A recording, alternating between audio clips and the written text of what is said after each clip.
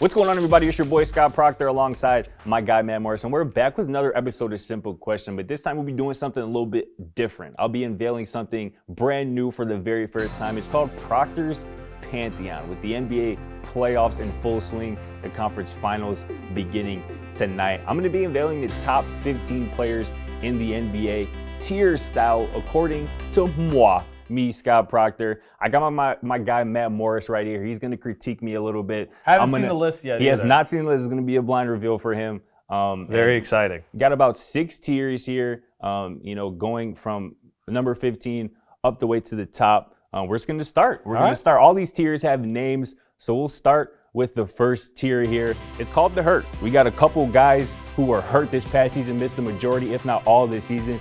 That'd be Damian Lillard and Kawhi Leonard. Obviously, two just electric players. Kawhi Leonard has been to the top of the mountain. Damian Lillard has consistently been one of the best guards since he's been in the league. And the third guy on this tier, who isn't hurt right now per se, but he's always hurt, and that's Anthony Davis. Again, there's no denying his talent, the top 15 talent, but his prowess for getting injured, hurts his stock on this list. This is the first tier. I know you love that nickname. This is the first tier. It's called the hurt tier. We got Damian Lillard, Kawhi Leonard, and Anthony Davis. Move on to the next tier here. Moving up, we got a couple guys who have played in NBA Finals. I'm calling this tier the vets tier. 2 guys, Jimmy Butler, now playing in the Eastern Conference Finals for the second time in 3 years, and Kyrie Irving, a former NBA champion, arguably one of the most skilled guards to ever play. These are top 12 players in the NBA. However you look at it, this is the vets tier. And we'll move on to the next one. We got the future.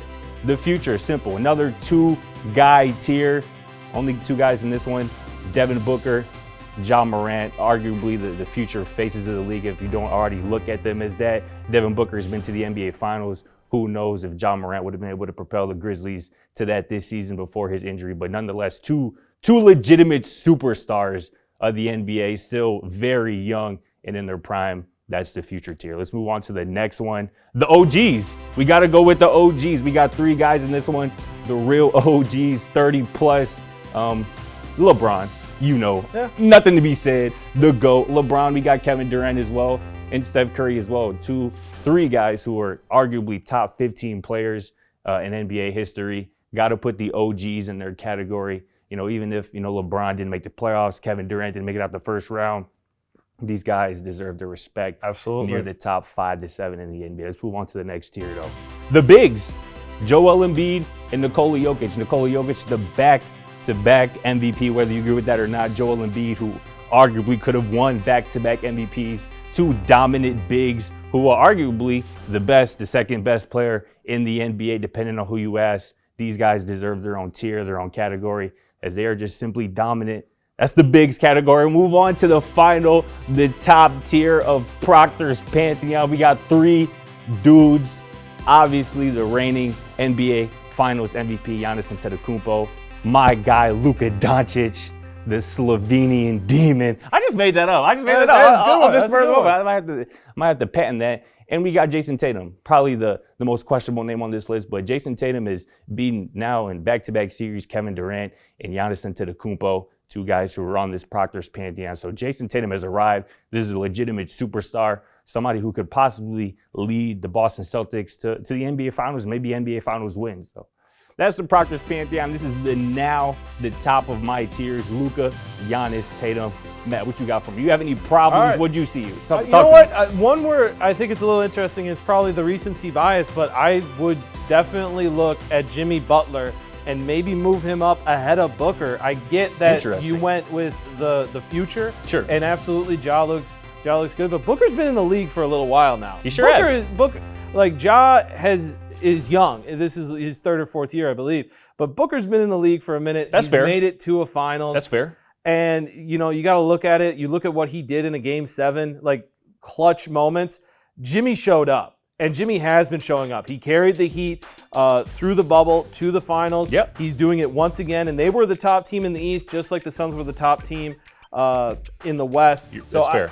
I gotta say, let's give Jimmy Butler the respect he deserves at this point. That's fair. Other than that, I think that the Hurt one is hilarious. I absolutely love that. Because you got to give those guys, again, we haven't seen Damian Lillard, we haven't seen Kawhi Leonard play a meaningful basketball game in a long time, to be completely honest. But those two, again, their talent speaks for themselves. They have to be in a top 15, top 20 conversation, no matter their injury status. And yeah, obviously, Anthony Day-to-Day Davis, we know what his talent is, but Thank you for using that. I got to coin that phrase as well. You put me onto it. Listen, it is not a bad list overall. What do you think about the top? Is it fair to put Tatum in the same tier? Honestly, as Giannis and I Luka? think Tatum is definitely an interesting one. Some people I feel have thought that he needed to prove himself even more, where I kind of already thought he had proven himself like to the point where you knew he was a superstar. But absolutely, I look at Game 6 of the Boston-Milwaukee series.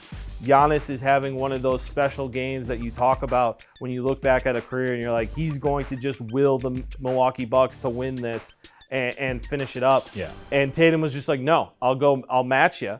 And basically, he's doing then it on the both rest, ends too. Yeah. He's doing it on both ends, and that's really that was why I the think he defense deserves in it. the first round against Brooklyn, and then the offense in the Milwaukee series, especially Game 6. Absolutely unbelievable. And then Luka, I mean, all he needed was a little bit of help after going, 7 against the Clippers the last 2 times. You got to do that. I will say some interesting guys off of the list. I feel like Paul George has really shown himself over the last few years. Had consideration. And what he was able to do. I think he needs to be up there because he's kind of controlled with Kawhi out. I mean, you talk about hurt. Kawhi's been hurt, and Paul George has carried that slack. Maybe not as much this year, but I mean, if he doesn't get COVID, they win that play-in game, and they're in the playoffs, and then who knows what happens. And then I think even your guy, DeMar DeRozan, I think he deserves a little bit of credit because I think as much as people forgot about him in San Antonio, and that was a bad time, he was dominant in Toronto, and he came back, and he was dominant this year for the Bulls, and a guy that can go get you points. So I think that's another name that you got to have up there. Other than those, I mean, the top 3 is what everybody cares about, and it is Luka, Giannis, and Tatum, in my opinion, as of right now. I love that you brought up DeRozan again. He had an all-NBA caliber season this year, dropped 40-plus points in a playoff win on the road.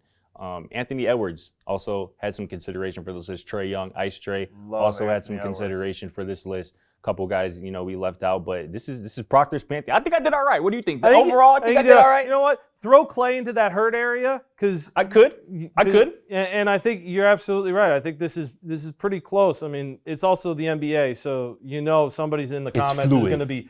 It's not only that, but the comments are going to be great for this one. So please let us know what you thought of my critiques and Scott's pantheon of the top 15 NBA players. You heard the man. Hit us in the comments. Let us know what you think of Procter's pantheon, what I got right, what I got wrong. But I think this was fun. For a pretty fun episode of Simple Question for Scott Procter.